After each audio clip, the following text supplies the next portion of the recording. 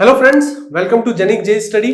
मेरा नाम है अनूप तिवारी और फ्रेंड्स आज मैं आप लोगों को फ्लूइड मैकेनिक्स में एक और बहुत ही इंटरेस्टिंग टॉपिक पढ़ाने वाला हूं जो है the concept of vortex motion in a liquid.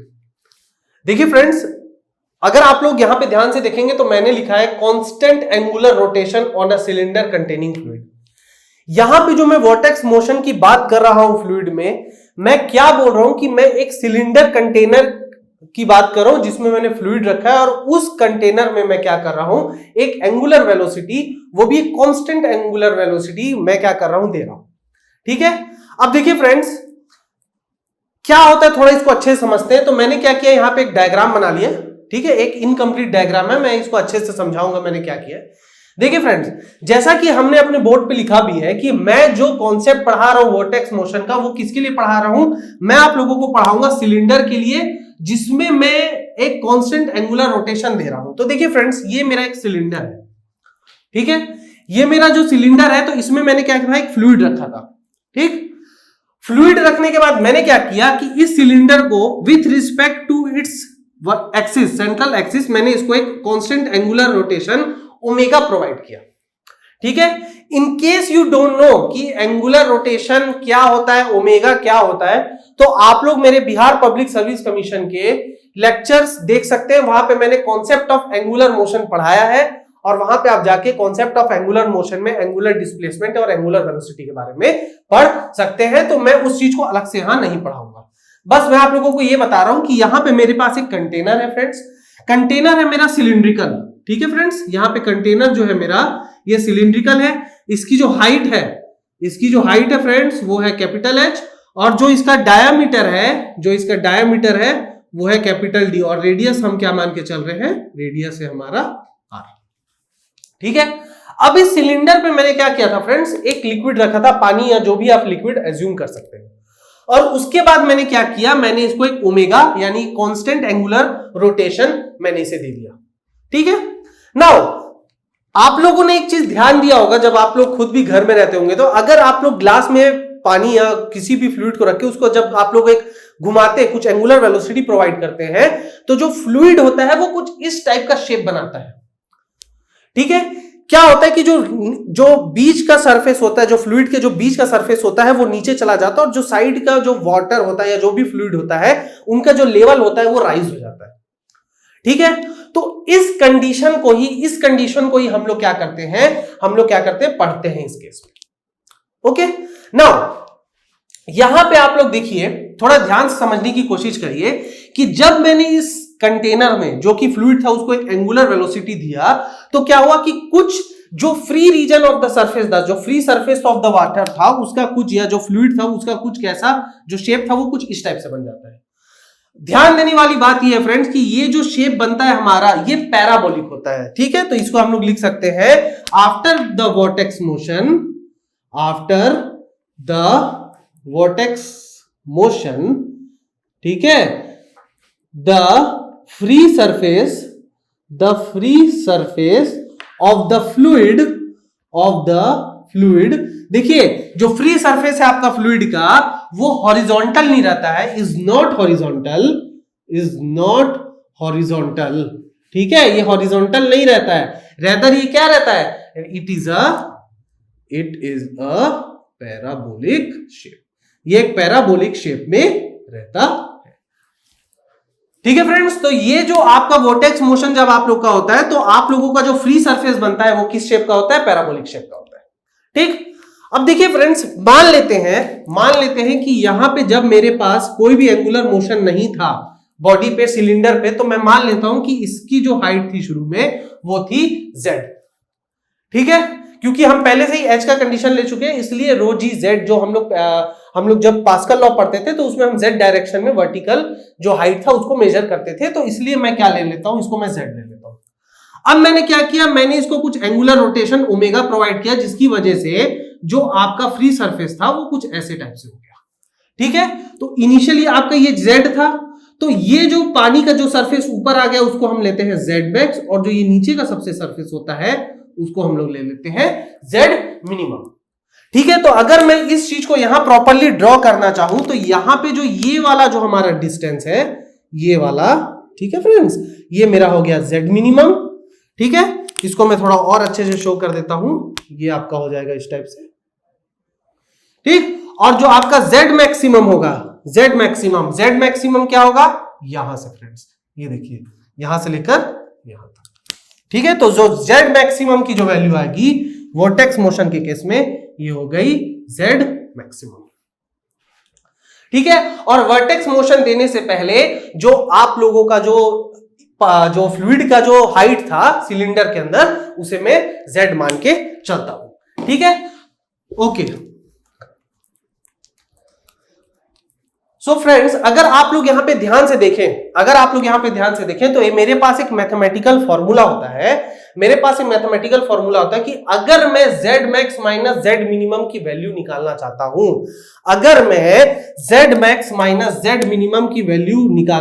हूं, इसकी अगर मैं वैल्यू निकालना चाहता हूं, तो ये क्या होता है फ्रेंड्स, ये होता है r square omega square by 2g। ठीक है, वोर्टेक्स मोशन में ये आपको क्या करना है, याद रखना है। ठीक है, ये फॉर्मूला।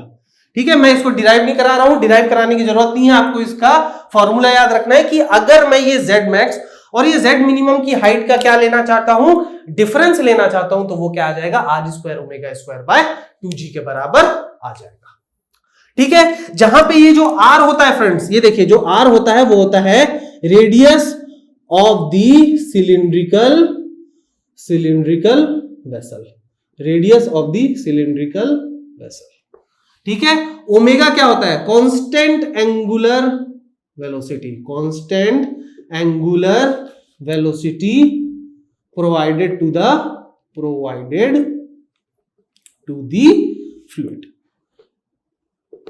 ठीक है, यहां पे हम क्या मानते हैं कि जो ओमेगा रहता है वो कांस्टेंट एंगुलर रोटेशन होता है जो मैं कंटेनर को देता हूं या फिर मैं जो फ्लूइड पर अप्लाई करता हूं, और जो g होता है वो होता है acceleration due to gravity 9.81 metre per second square. ठीक है फ्रेंड्स, अब देखिए फ्रेंड्स, यहां पे एक बहुत इंपॉर्टेंट कॉन्सेप्ट है जो आप लोगों को समझना चाहिए। देखिए यहां पे जो फ्लूइड है, ये मेरे रोटेशन की कंडीशन है। ठीक है, मतलब यहां पे क्या हो रहा है कि यहां पे जो आपका फ्लूइड हो रहा है वो कांस्टेंट घूम रहा है, मतलब रोटेट कर रहा है। और यहां पे आप लोगों को ये ध्यान रखना चाहिए कि यहां पे जो मैं ओमेगा दे रहा हूं, ओमेगा जो होता है एंगुलर वेलोसिटी होती है। ठीक है, ओमेगा एंगुलर वेलोसिटी होती है, इसका जो एसआई यूनिट होती है वो होता है रेडियन पर सेकंड। ठीक है, तो अगर मैं इसको कांस्टेंट ओमेगा दिया तो शुरू में क्या होता है फ्रेंड्स, कि शुरू में तो उसकी वेलोसिटी बढ़ती है, लेकिन एक समय के बाद ये जो मेरा फ्लूइड का ये जो फ्री सरफेस है ये बिल्कुल ऐसी कांस्टेंट रह जाता है।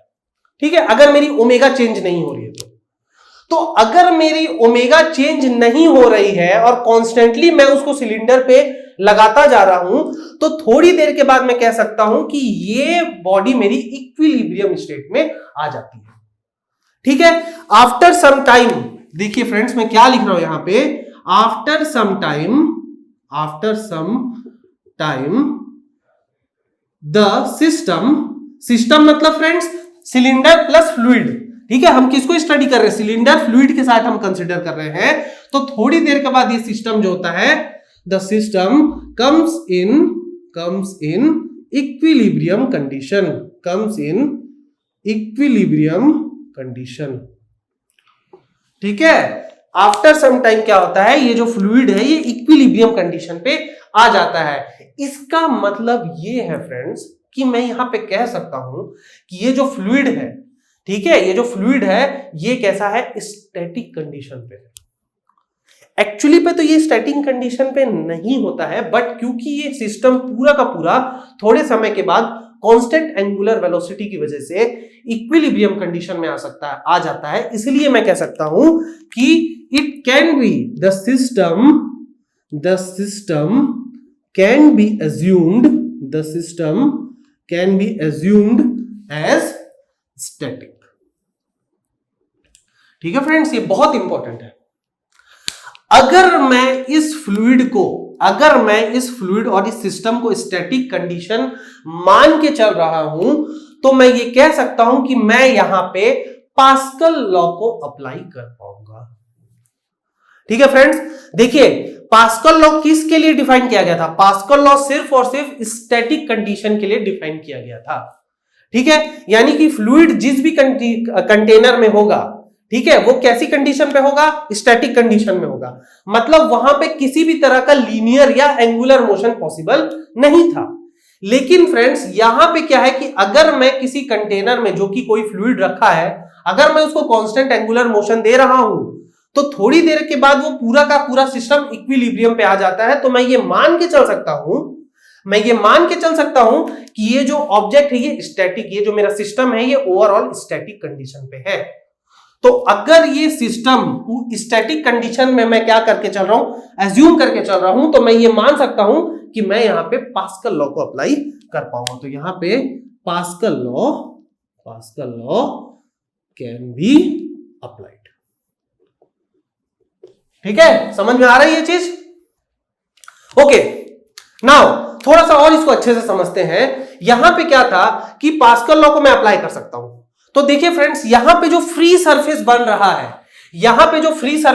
पास्कल लॉ में फ्री सरफेस क्या था फ्रेंड्स? पास्कल लॉ में फ्री सरफेस आपका था हॉरिजॉन्टल। लेकिन यहां पे जो फ्री सरफेस है, देखिए मैंने क्या लिखा है, मैंने यहां पे लिखा है कि फ्री सरफेस क्या होता है? पैराबोलिक शेप में होता है।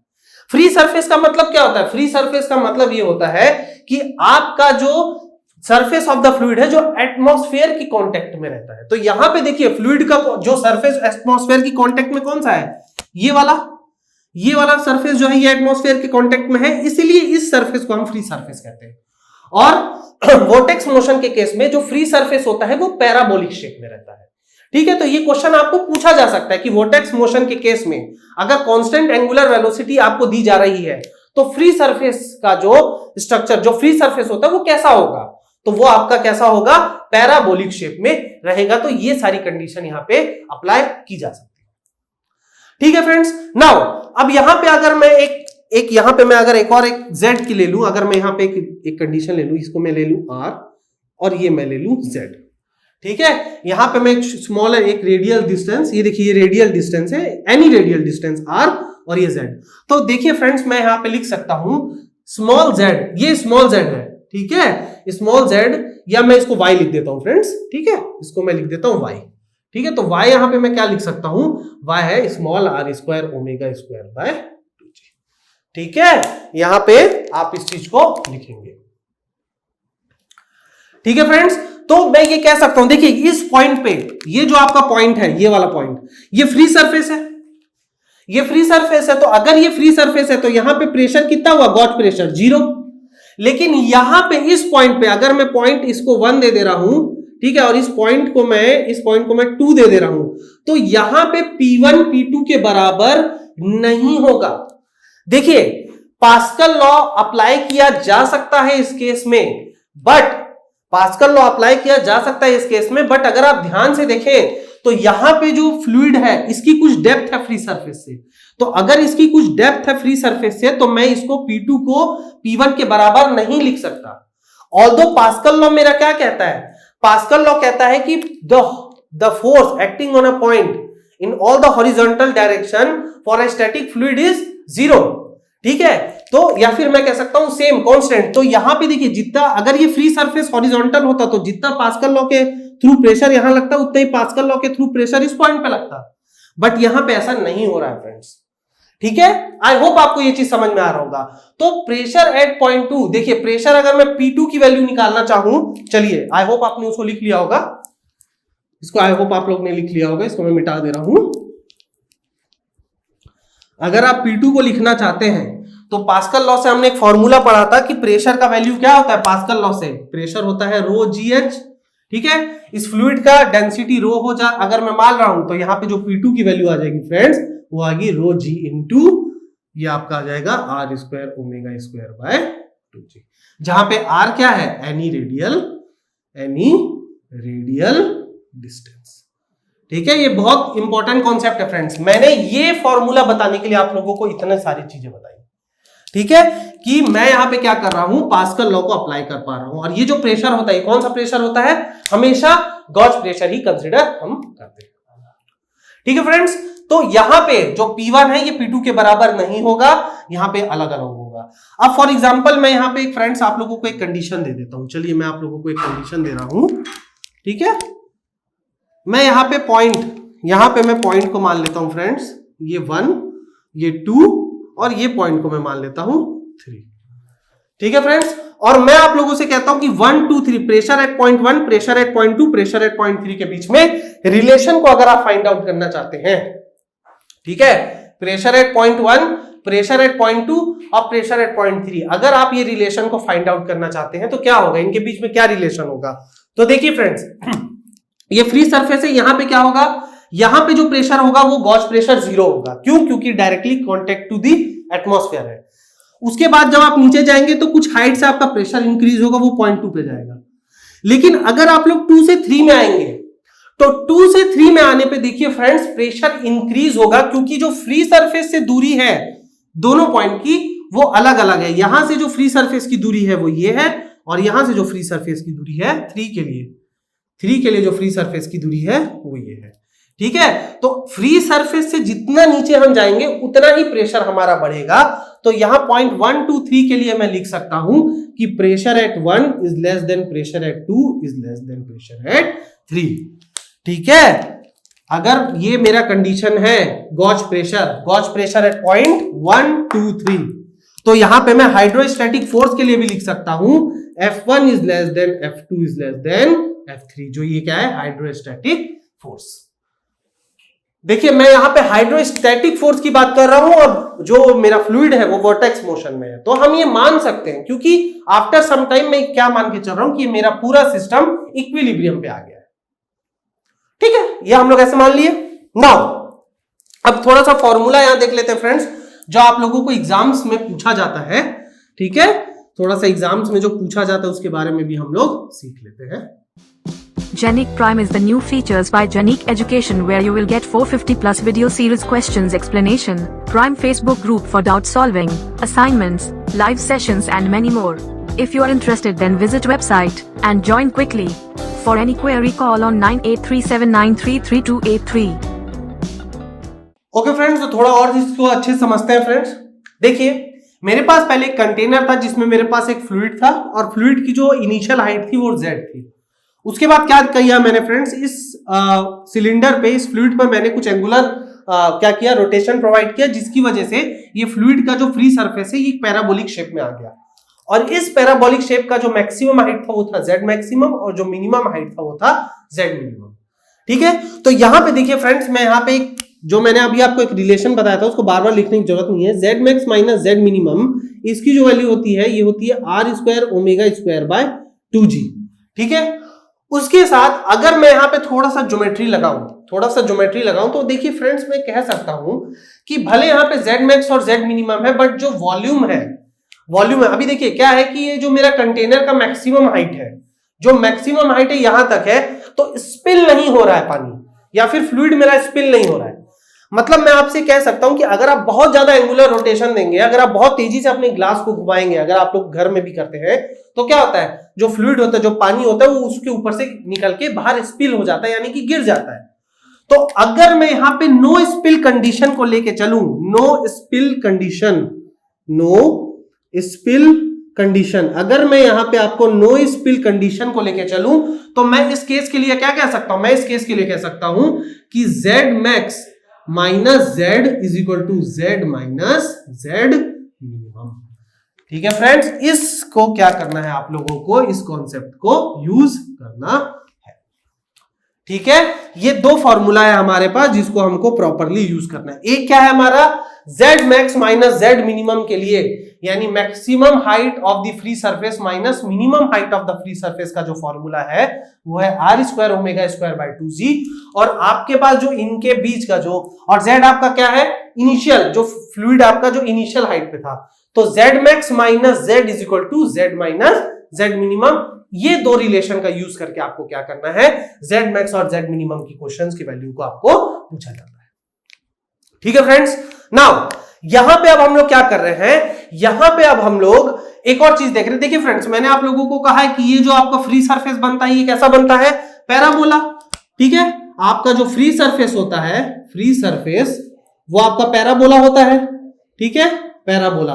तो मैं यहां पे क्या कह सकता हूं, पैराबोला होता है तो पैराबोला का जो एरिया, ये वॉल्यूम, जो वॉल्यूम होता है, ठीक है, वॉल्यूम ऑफ पैराबोला, ठीक है, वॉल्यूम ऑफ पैराबोला जो होता है वो होता है 1/2 पाई r स्क्वायर h। ठीक है फ्रेंड्स, आपका जो वॉल्यूम ऑफ पैराबोला होता है वो half of the volume of the cylinder के बराबर होता है। ठीक है, मतलब अगर मेरा स्पिलिंग का केस होगा तो वहां पे अगर मैं निकालना चाहता हूं कि कितना वॉल्यूम पानी का या फ्लूइड का स्पिल हुआ तो मैं ये फॉर्मूला भी यूज कर सकता हूं। ठीक है फ्रेंड्स, तो ये रहा मेरा आपका वॉर्टेक्स मोशन के जितना भी जो भी इंपॉर्टेंट कॉन्सेप्ट था वो ये रहा। अब हम लोग क्या करेंगे फ्रेंड्स, अब हम लोग क्या करते हैं, वोर्टेक्स मोशन से रिलेटेड एक बहुत सा इजी सा न्यूमेरिकल देखते हैं और देखते हैं कि उसमें हमको क्या कैसे हम लोग इस न्यूमेरिकल को सॉल्व कर सकते हैं। तो चलिए फ्रेंड्स इसके न्यूमेरिकल को देखते हैं। ओके फ्रेंड्स, चलिए बहुत इजी क्वेश्चन है हमारे पास, उस क्वेश्चन को हम लोग लेके चलते हैं। क्या बोल रहा है क्वेश्चन, देखिए फ्रेंड, क्वेश्चन में लिखा है a cylinder of height 5 metre and radius of 2 metre is open at the top and it contain water at the level up to 3 metre is rotated by the angular speed of 4 radian per second. Determine whether the spilling will occur or not. बहुत easy question है friends. क्या कह रहा है, आपके पास एक cylinder है friends, ठीक है, आपके पास एक सिलेंडर है जो कि ओपन एट द टॉप है। बहुत इंपॉर्टेंट है ये समझना, आपसे लिखा है it is open at the top. ठीक है, मतलब ये सिलेंडर ओपन है टॉप से और इसका जो रेडियस है फ्रेंड्स वो है 2 मीटर और इसकी जो हाइट है वो है 5 मीटर। ठीक है, इसमें जो फ्लूइड है हमारा, इसमें जो हमारा फ्लूइड है वो कितनी हाइट तक है फ्रेंड्स, वो 3 मीटर की हाइट तक आपको दिया हुआ है। और उसके बाद हमने क्या किया, इसको हमने ओमेगा प्रोवाइड कर दिया, कितना, 4 रेडियन पर सेकंड का। ठीक है, तो हमें ये पता लगाना है कि क्या मेरे इस केस में जो भी मेरा फ्लूइड है वो पानी, जो भी फ्लूइड है वो क्या मेरे कंटेनर से बाहर निकलेगा या नहीं निकलेगा। ठीक है, बहुत इजी क्वेश्चन है। तो यहां पे फ्रेंड्स हम लोग को ये कैसे पता चलेगा कि ये हमारा निकल सकता है कि नहीं। देखिए फ्रेंड्स, हमारे पास दो ही फॉर्मूला है, हमारे पास दो, मैंने आप लोगों को फॉर्मूला बताया। एक मैंने बताया Z max minus Z minimum is equal to R square omega square by 2G। ठीक है फ्रेंड्स, और एक मैंने आप लोगों को बताया Z max minus Z is equal to Z minus Z minimum. ठीक, ये दो फॉर्मूलाज हमारे पास है, इन्हीं दो फॉर्मूलाज को हमें यूज करना है। यहां पे जो जो गिवन है, चलिए हम लोग लिख देते हैं। यहां पे गिवन में क्या क्या है, यहां पे आपके पास गिवन है रेडियस जो कि 2 मीटर है, ऐसा यूनिट पे है तो चेंज करने की जरूरत नहीं है। ओमेगा आपको दिया गया है 4 रेडियन पर सेकंड, ये भी ऐसा यूनिट पे है, इसे भी हमें चेंज करने की जरूरत नहीं। ठीक है, आपके पास जो Z की वैल्यू है वो दी गई है, Z यानी कि इनिशियल कंडीशन में फ्लूइड का जो लेवल था कंटेनर पे वो था 3 मीटर, ये भी ऐसा यूनिट पे है, ये भी अपन को नहीं बदलना। तो अगर मैं ये समझना चाहता हूं कि मेरा फ्लूइड इस कंटेनर से स्पिल होगा या नहीं, इसके लिए ये जरूरी है कि जो Z मैक्स की वैल्यू आती है, ठीक है, इन दो इक्वेशन से हम लोग Z मैक्स और Z मिनिमम की वैल्यू निकाल देंगे। अगर मेरे Z मैक्सिमम की value maximum height of the cylinder से ज्यादा हो जाएगी, देखिए फ्रेंड्स मैं क्या कह रहा हूं, if Z max will be greater than H height of cylinder, या फिर मैं कह सकता हूं सिलिंड्रिकल कंटेनर, तो इस केस में आपका स्पिलिंग विल बी देयर। इसका मतलब यह है कि अगर आपका Z मैक्सिमम आपके Z से या आपके हाइट से ज्यादा आ जाएगा तो उस केस में क्या होगा, फ्लूइड का स्पिल हो जाएगा। तो हम लोग क्या करेंगे, सबसे पहले ये दो वैल्यूज निकालेंगे और ये दो वैल्यूज निकालने के बाद अगर हमारा Z मैक्सिमम H से ज्यादा आ जाता है यानी 5 मीटर से ऊपर आ जाता है तो स्पिल होगा, और अगर मेरा Z मैक्स की वैल्यू 5 मीटर से कम आती है तो स्पिलिंग नहीं होगी। ठीक है फ्रेंड्स, तो चलिए इसको हम लोग क्या करते हैं, सॉल्व करते हैं। ठीक है, चलिए तो यहां पे देखिए फ्रेंड्स मैं क्या कर रहा हूं, मैं लिख रहा हूं Z max minus Z minimum, Z maximum minus Z minimum. तो देखिए ये क्या है, 2 स्क्वायर इंटू ओमेगा स्क्वायर यानी 4 स्क्वायर अपॉन 2 इंटू 9.81। तो देखिए यहां पे इसकी वैल्यू को कैलकुलेट कर लेते हैं फ्रेंड्स, 4 इंटू 16 डिवाइडेड बाय 19.62, तो ये वैल्यू आ रहा है आपका 3.262 मीटर। ठीक है, Z max minus Z minimum की जो पहली इक्वेशन आ रही है वो आ रही है ये 3.262 मीटर। अब यहां पे मैं क्या करूंगा, ये भी लगाऊंगा, Z की वैल्यू मुझे पता है, तो Z मैक्सिमम माइनस, देखिए Z की वैल्यू क्या है, Z की वैल्यू है 3 is equal to 3 minus Z minimum. अब यहां 3 करके इसको काट मत दीजिएगा फ्रेंड्स, इसका साइन अलग अलग है, तो यहां पे जो मेरे पास वैल्यू आएगी वो होगी Z max plus Z minimum is equal to 6। ये हो गया मेरा इक्वेशन नंबर 2। तो यहां से जब आप लोग देखेंगे, यहां से जब मैं इन दोनों इक्वेशन को सॉल्व करता हूं, देखिए मैं क्या कर रहा हूं, इन दोनों इक्वेशन को सॉल्व कर रहा हूं। आई होप आपने क्वेश्चन लिख लिया होगा, ठीक है, डायग्राम भी आप लोग बना लीजिएगा। तो यहां पे देखिए मेरे पास क्या क्या इक्वेशन है, Z maximum minus Z minimum is equal to 3.262 और Z maximum plus Z minimum is equal to 6। तो मैं क्या कर रहा हूं, इन दोनों इक्वेशन को ऐड कर दे रहा हूं, इन दोनों इक्वेशन को ऐड कर रहा हूं। ठीक है, तो देखिए ये क्या होगा, माइनस प्लस कैंसिल हो जाएगा, 2Z maximum is equal to 9.262, तो Z मैक्स की कंडीशन, Z मैक्स, हमें Z मैक्सिमम चाहिए था फ्रेंड्स, तो Z मैक्सिमम की वैल्यू कितनी आ गई, 9.262 डिवाइडेड बाय 2, ये आपका आ जाएगा 4.631। तो यहां पे आप लोग देख सकते हैं कि यहां पे जो आप लोगों की Z मैक्स की वैल्यू है वो 4.631 यानी कि 5 मीटर से कम है। तो यहां पे जो आपकी Z मैक्स की वैल्यू है वो लेस देन 5 मीटर है, hence spilling will not occur. ठीक है फ्रेंड्स, तो यहां से हम ये कह सकते हैं कि स्पिल नहीं होगा। ठीक है फ्रेंड्स, तो आज के लेक्चर में इतना ही करते हैं। आई होप आप लोगों को इसमें वोर्टेक्स मोशन के बारे में समझ में आया होगा, आप लोगों को इसके इक्विलिब्रियम कंडीशन और क्यों हम इसमें पास्कल लॉ लगा सकते हैं आप लोगों को समझ में आया होगा। मैंने आज एक बेसिक न्यूमेरिकल कराया फ्रेंड्स। नेक्स्ट लेक्चर में मैं वोर्टेक्स मोशन से ही रिलेटेड इसमें और भी कुछ बहुत अच्छे क्वेश्चंस आप लोगों को कराऊंगा, 2 से 4 क्वेश्चन, बहुत ही अच्छे क्वेश्चन कराऊंगा, और उसके बाद हमारा ये टॉपिक कंप्लीट हो जाएगा। ठीक है फ्रेंड, तो अगर आप लोगों को मेरा ये वीडियो अच्छा लगा तो प्लीज इसे लाइक करें, शेयर करें, सब्सक्राइब करें अपने दोस्तों के साथ, ज्यादा से ज्यादा नंबर पे देखिए सिविल एंड मैकेनिकल, आप लोगों के लिए टॉपिक बहुत इंपॉर्टेंट है, ये एग्जाम्स में पूछे जाते हैं। ठीक है फ्रेंड्स, तो नेक्स्ट लेक्चर में वोर्टेक्स मोशन के न्यूमेरिकल से के साथ ये लेक्चर कंटिन्यू करेंगे। तब तक के लिए थैंक यू।